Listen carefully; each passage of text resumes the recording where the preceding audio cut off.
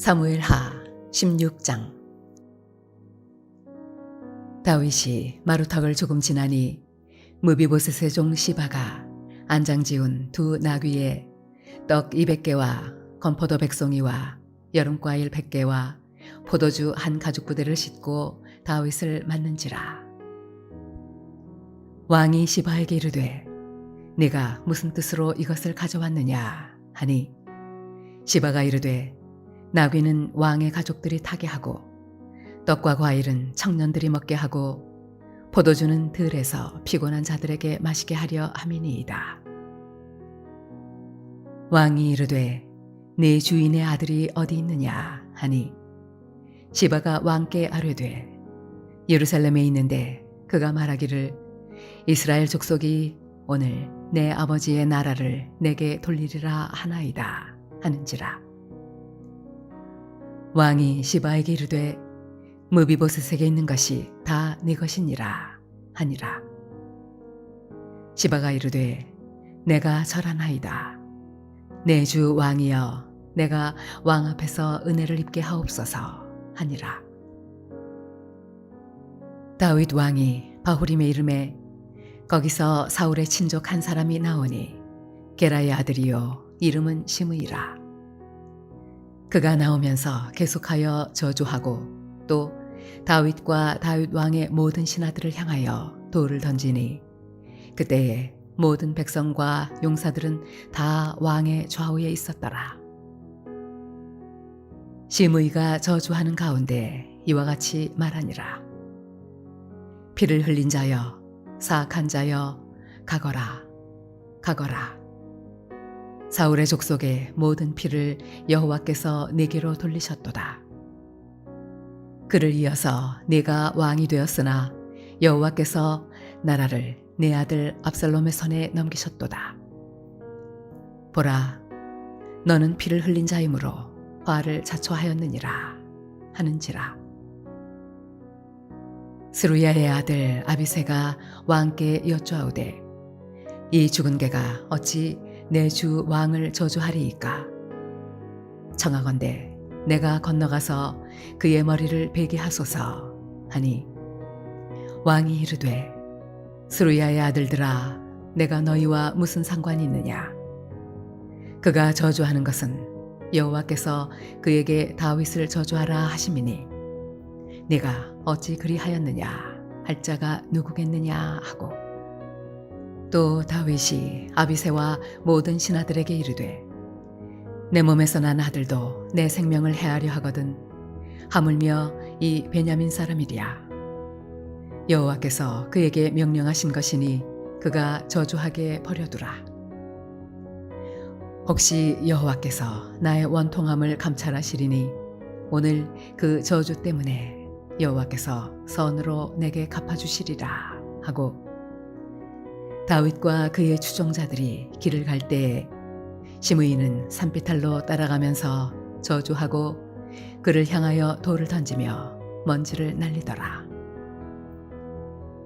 왕과 그와 함께 있는 백성들이 다 피곤하여 한 곳에 이르러 거기서 쉬니라.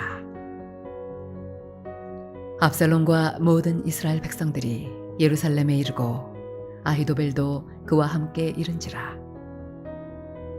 다윗의 친구 아렉 사람 후세가 압살롬에게 나아갈 때 그에게 말하기를 왕이여 만세 왕이여 만세 하니 압살롬이 후세에게 이르되 이것이 내가 친구를 후대하는 것이냐? 내가 어찌하여 네 친구와 함께 가지 아니하였느냐 하니 후세가 압살롬에게 이르되 그렇지 아니하니이다. 내가 여호와와 이 백성 모든 이스라엘의 택한 자에게 속하여 그와 함께 있을 것이니이다. 또 내가 이제 누구를 섬기리이까? 그의 아들이 아니니이까? 내가 전에 왕의 아버지를 섬긴 것 같이 왕을 섬기리이다 하니라. 압살롬이 아히도벨에게 이르되 너는 어떻게 행할 계략을 우리에게 가르치라 하니 아히도벨이 압살롬에게 이르되 왕의 아버지가 남겨두어 왕궁을 지키게 한 후궁들과 더불어 동침하소서. 그리하면 왕께서 왕의 아버지가 미워하는 바 됨을 온 이스라엘이 들으리니 왕과 함께 있는 모든 사람의 힘이 더욱 강하여지리이다 하니라. 이에 사람들이 압살롬을 위하여 옥상에 장막을 치니 압살롬이 온 이스라엘 무리의 눈앞에서 그 아버지의 후궁들과 더불어 동침하니라. 그때 아히도벨이 베푸는 계략은 사람이 하나님께 물어서 받은 말씀과 같은 것이라. 아히도벨의 모든 계략은 다윗에게나 압살롬에게나 그와 같이 여겨졌더라.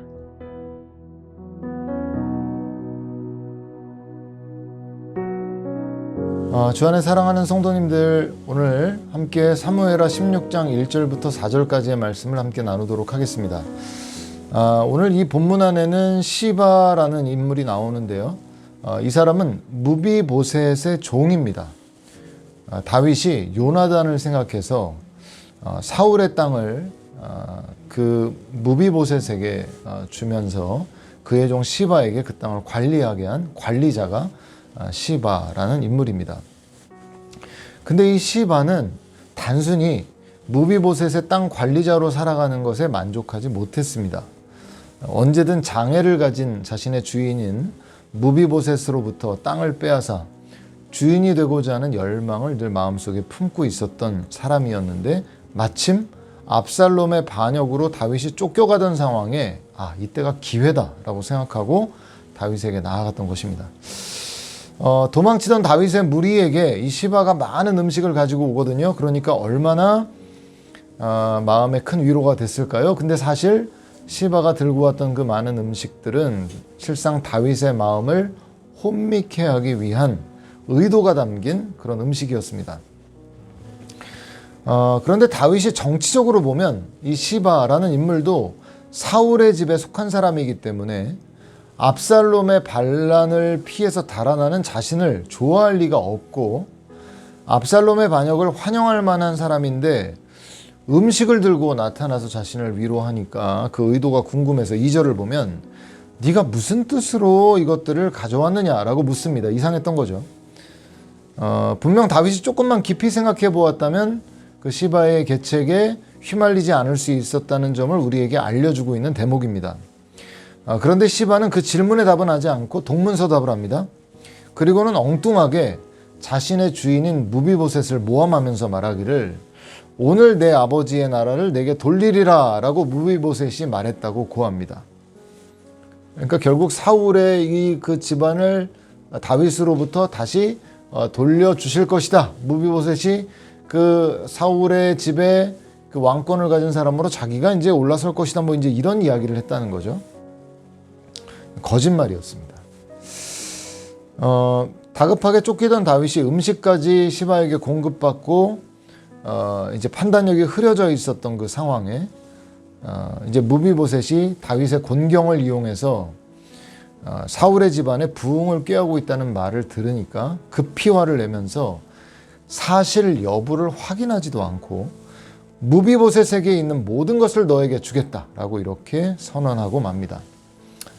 이후에 다윗이 왕권을 회복해서 귀환을 하게 되는데, 그때 이제 무비보셋이 이제 다윗을 맞이하거든요. 그때 이제 의심의 눈초리를 보내면서 묻습니다. 너 그때 왜 나를 따라서 나서지 않고 예루살렘에 머물러 있었느냐? 그러니까 시바의 말을 확실히 믿었던 것이죠.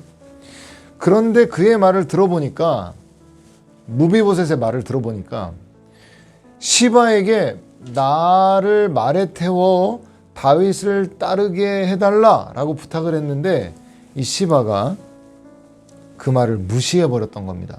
이 무비보셋은 두 다리를 절었기 때문에 누가 말에 태워주지 않으면 스스로는 말을 탈 수 없고 따라갈 수가 없는 상황이었는데, 아마 이 시바가 사람들에게 명해서 그렇게 말에 태우지 못하도록 명령을 한 모양이죠. 게다가 시바가 왕을 속여 제가 왕을 반역하였다고 그렇게 고했다고 제가 들었습니다마는 왕이시여 그건 사실이 아닙니다. 무비보셋이 이제 억울함을 토로하는 거죠. 그 얘기를 들은 다윗은 그제서야 시바로부터 이용당했다는 사실을 깨닫게 되지만 인정할 수가 없는 거예요. 그러면 불공정한 판단을 내린 사실을 인정해야 되는 꼴이 되기 때문에 더 이상 무비보셋이 말하지 못하게 만들고 그냥 땅을 시바와 반반 나눠 가지라 이렇게 하고 이를 종결해 버립니다.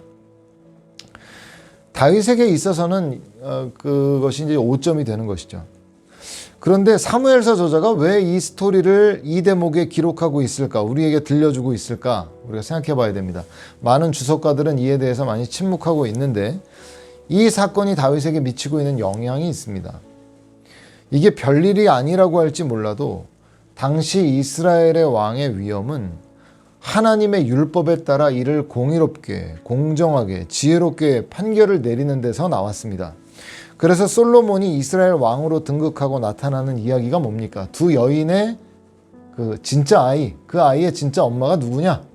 이거를 정말 그 여호와 하나님의 지혜를 통해서 놀라운 판결을 내려서 그 결론이 어떻게 납니까? 그 본문에 백성들이 이 솔로몬을 두려워할 만한 그런 왕으로 알고 이제 왕을 인정했다 뭐 이런 이야기 아닙니까?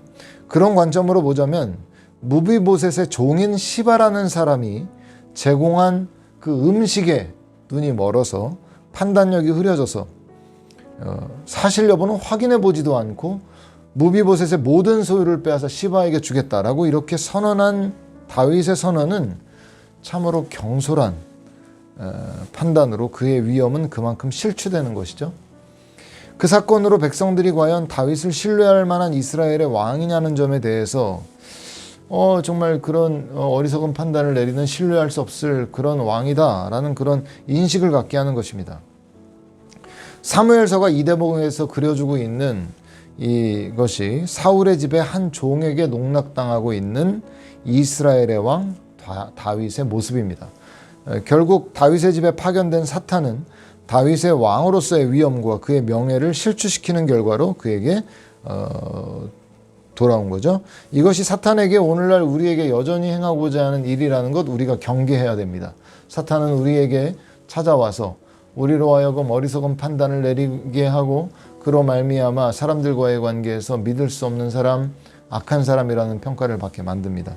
이러한 공격들이 여전히 성도들의 삶의 주변에 늘 함께하고 있다는 것 기억하면서 우리가 이러한 사탄의 역사들을 경계하고 대적하여 이러한 어려움에 빠지지 않는 그런 우리 모두가 되어야겠습니다. 이 말씀을 기억하면서 오늘도 사탄의 계계를 우리가 예수의 이름으로 대적하면서 승리하며 살아가시는 저와 여러분들이 되시기를 주님의 이름으로 축원드립니다. 함께 기도하시겠습니다. 하나님 아버지 감사를 드립니다. 하나님 오늘 다윗 왕이 내렸던 그 시바라는 종의 그 음식과 그런 모함 그 모든 것에 대한 결국 경솔한 판단으로 인해 그가 겪는 어려움들을 우리가 보았습니다.